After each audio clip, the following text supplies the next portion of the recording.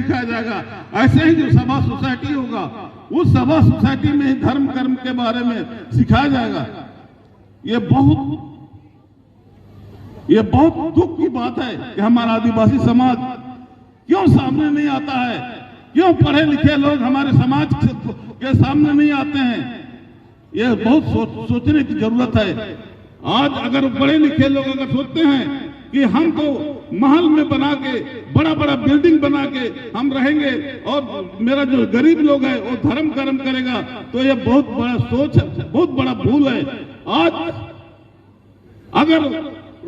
अगर गरीब आदमी लूटा जाएगा तो एक न एक दिन तुम्हारे जो बिल्डिंग जो तुम आराम से सो रहे हो, उस बिल्डिंग पर भी एक दिन धक्का लगेगा और वो बिल्डिंग एक दिन गिर जाएगा। इसलिए ये इस समाज में हमारे पूर्वज लोग इस समाज को समझते थे कि मेरा आदिवासी समाज बहुत सशक्त है, बहुत मजबूत है। लेकिन आज रांची के रहने वाले लोग धर्म कर्म से बिल्कुल अछूते हैं। इतने यहाँ पढ़े लिखे गजेटेड अफसर हैं, लेकिन वो गजेटेड अफसरों को यहाँ धर्म कर्म की जगह में आने की जरूरत नहीं पड़ती है। कैसा ये धर्म है, कैसा ये लोग है, कैसा क्या समझते हैं। धर्म कर्म संभालने का, उसको बचाने का जिम्मेदारी केवल अनपढ़ लोगों का है क्या? पढ़े लिखे लोगों का क्या धर्म कर्म नहीं है? अगर ऐसा करो समझते हैं, यह बहुत बड़ी भूल है। और वो लोग एक दिन न एक दिन उनको भी लुटाने का उनको भी मौका आएगा और वो एक दिन जरूर लुटा जाएंगे और वो बर्बाद हो जाएंगे। आज रांची क्षेत्र में, ये रांची क्षेत्र 5वीं अनुसूची क्षेत्र में आता है। यहाँ का जमीन जायदाद बिना ग्राम सभा के बिक नहीं सकता है। 5th शेड्यूल्ड एरिया में जमीन जो है वो बिना ग्राम सभा के बिक नहीं सकता है। लेकिन धड़ल्ले से पूरा रांची बिक के खत्म हो जा रहा है। और यहाँ के पढ़े लिखे लोग जो अपने को बहुत होशियार समझते हैं, बहुत अपने को गजेटेड अफसर समझते हैं, वो लोग भी कुछ नहीं कर सक रहे हैं। उनके सामने से उनके घर द्वार बिकता चला जा रहा है।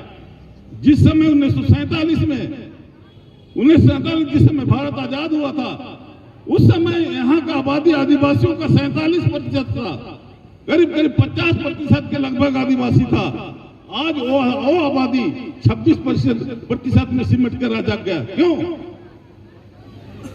इसलिए यहाँ का आदमी लोग में वो कुवत नहीं है, वो जज्बा नहीं है कि हम दूसरों के सामने लड़ सकें। क्योंकि लड़ने के लिए आपके पास ज्ञान चाहिए और हमारे पास ज्ञान की कमी है। हमारे पास संविधान में इतना कानून बनाया हुआ है, इतना कानून है कि अगर हमको सब लोग हम लोग संविधान के बारे में जान लें, सिंटीज पेटी एक्ट के बारे में जान लें, तो यहाँ पर हम किसी को बसने नहीं देंगे। लेकिन कोई भी पढ़ा लिखा आदमी ना सिंटीज पेटी एक्ट जानता है, ना छोटनापुर टेंडेंसी एक्ट जानता है, ना उसको पढ़ने की जरूरत है, ना वो जानने की जरूरत है। ग्राम सभा इतना सशक्त माध्यम है आपको बचाने का, लेकिन ग्राम सभा के बारे में कोई नहीं जानता है। यहाँ पर 5वां अनुसूची क्षेत्र में मुखिया और जिला परिषद या नगर निगम का चुनाव नहीं होना है।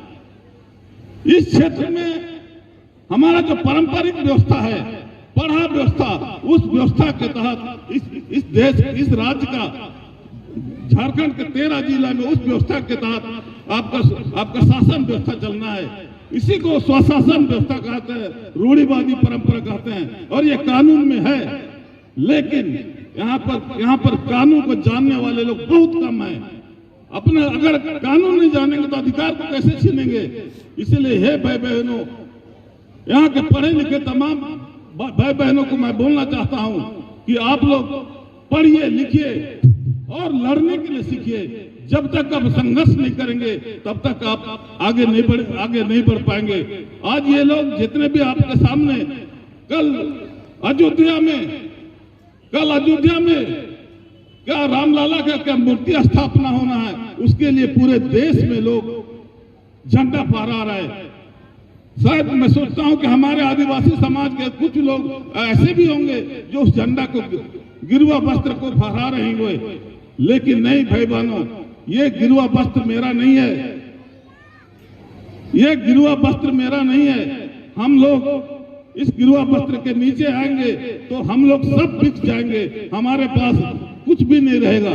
इसीलिए हमको इस गिरुआ वस्त्र को त्यागना है और हमको अपना राजीपुरा प्रार्थना सभा का जो झंडा है उस झंडे के नीचे आकर के हमको एकत्र होना है, तभी हमारा समाज बचेगा, तभी हमारा ये आदिवासी सरना समाज बचेगा।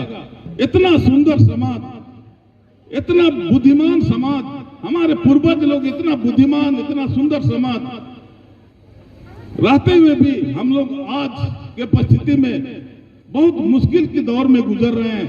ऐसे समय में हम उम्मीद करेंगे, हम प्रार्थना करते हैं सभी भाई बहनों, पढ़े लिखे बुजुर्ग दोस्तों से कि वे लोग राजीपुरा प्रार्थना सभा के नीचे बैनर के झंडा के नीचे आए, कहे कि वही तुम्हारे पास एक ही झंडा है जो तुमको बचा सकता है, तुम्हारा परिवार को बचा सकता है, तुम्हारा इतिहास बचा सकता है और तुम्हारा सब कुछ बचाने का अगर किसी के पास कुवत है तो वह हमारा सरना झंडा है। और इस झंडा के नीचे रह करके हम अपनी संपूर्ण क्रांति पैदा कर सकते हैं और आगे बढ़ सकते हैं। इन चंद शब्दों के साथ मैं अपनी वाणी को अंत करता हूं। पुनः सबको जय धर्म, जय जोहार, जय आदिवासी।